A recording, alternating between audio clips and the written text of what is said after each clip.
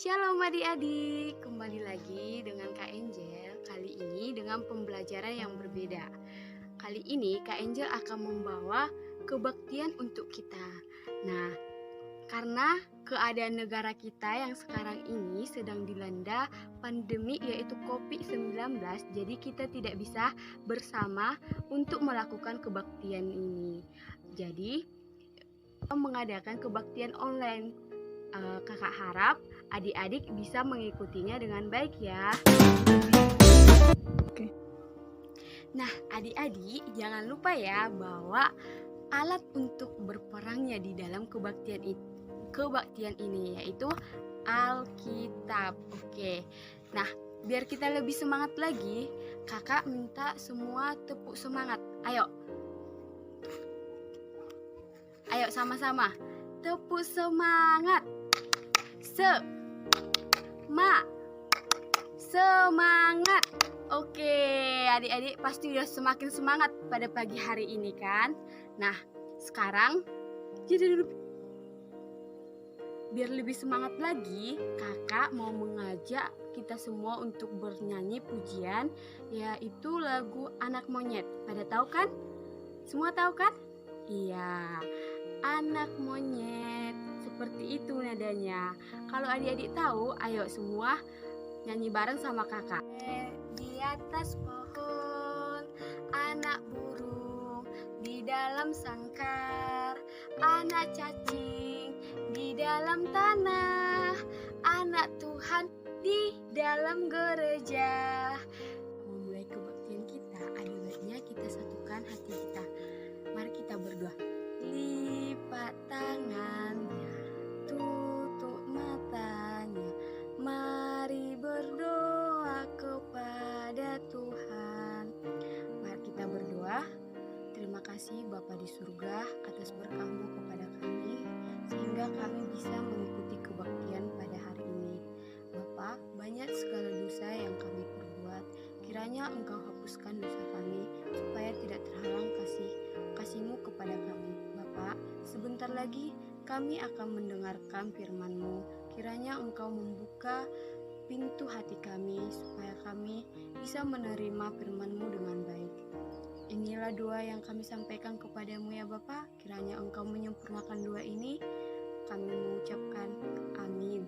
Jadi mari kita buka Alkitab kita, Markus 4 ayat 35 sampai 41. Kakak akan membacakannya untuk adik-adik.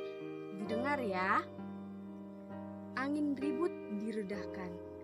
Pada hari itu, waktu hari sudah petang, Yesus berkata kepada mereka. Mereka meninggalkan orang banyak itu, lalu bertolak dan membawa Yesus beserta dengan mereka dalam perahu di mana Yesus telah duduk, dan perahu-perahu lainnya juga menyertai dia. Lalu mengamuklah taupan yang sangat dahsyat, dan ombak-ombak menyembur masuk ke dalam perahu, sehingga perahu itu mulai penuh dengan air.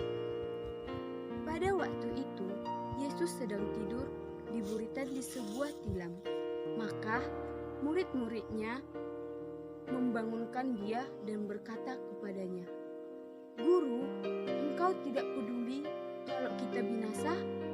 Lalu ia pun bangun, mengherdikkan angin itu dan berkata kepada danau itu, "Diam, tenanglah."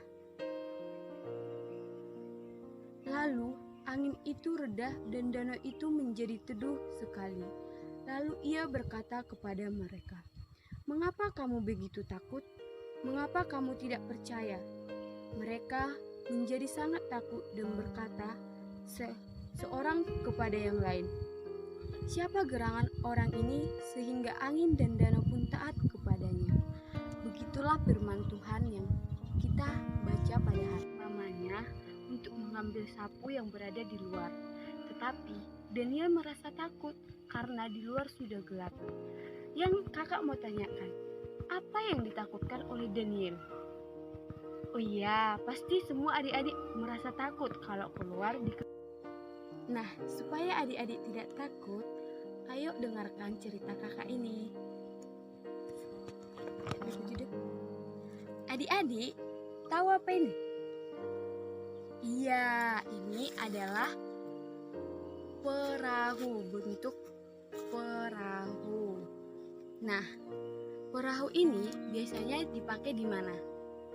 Ya betul, di sungai, di danau, di kolam yang ukurannya cukup besar juga bisa. Nah,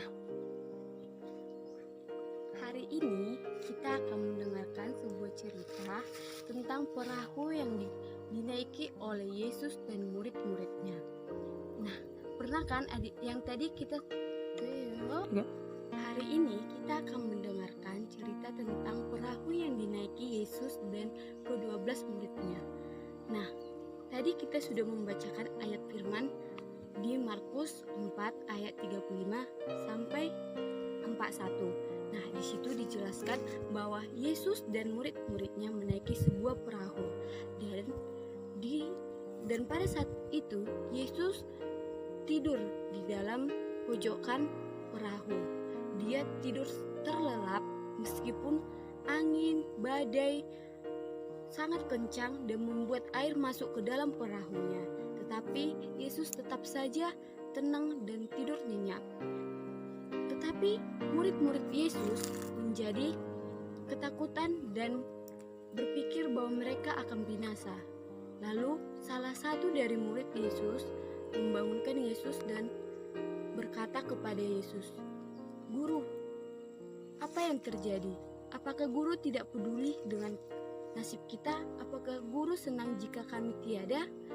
Lalu Yesus pun terbangun dan dia pun berkata, "Kenapa kalian takut?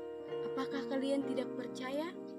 Lalu dia pun berkata lagi, "Tenang, diam." Maka angin dan topan dan badai menjadi tenang dan membuat semua murid Yesus menjadi ketakutan. Nah, dari cerita ini dapat kita ketahui bahwa ketika kita merasa takut, ketika kita merasakan ketegangan, kesedih, bimbang di dalam hidup kita, kita harus ingat Tuhan. Kita harus berdoa, mengucapkan syukur, menyampaikan keluh kesah kita kepadanya agar kita ditolong. Adik-adik, ketika kita sungguh-sungguh meminta di dalam doa, pasti adik-adik akan mendapatkan pertolongan dari Tuhan. Nah, firman Tuhan kali ini mengajarkan kita bahwa apapun yang kita alami akan selalu ditolong dan akan selalu dilindungi oleh Tuhan. Jadi untuk itu kita tidak boleh melupakan Tuhan dan kita harus yakin bahwa Tuhan adalah penyelamat kita. Begitulah cerita yang kakak bisa sampaikan kepada adik-adik. Semoga bisa bermanfaat kepada adik-adik. Adik-adik, kakak mau bertanya, apa yang dikatakan Yesus saat berada di dalam perahu untuk menghentikan angin dan badai yang sangat kencang? Yang kedua, apa yang dilakukan oleh Yesus saat berada di dalam perahu? Yang ketiga, apa yang dilakukan Yesus saat murid-muridnya berkata bahwa dia tidak peduli dengan nasib murid-muridnya? Dan yang keempat, untuk apa Yesus dan murid-muridnya menaiki perahu? Kemana tujuan mereka selanjutnya? Dan yang bagaimana perasaan adik-adik setelah mendengarkan cerita yang kakak bawakan?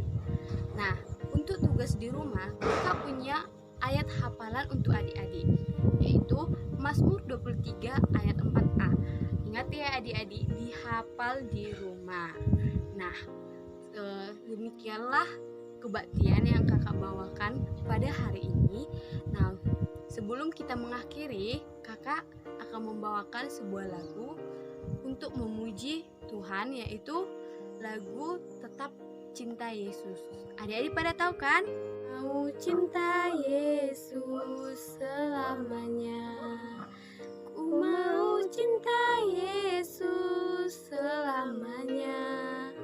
Meskipun badai silih berganti dalam hidupku, ku tetap cinta Yesus selamanya.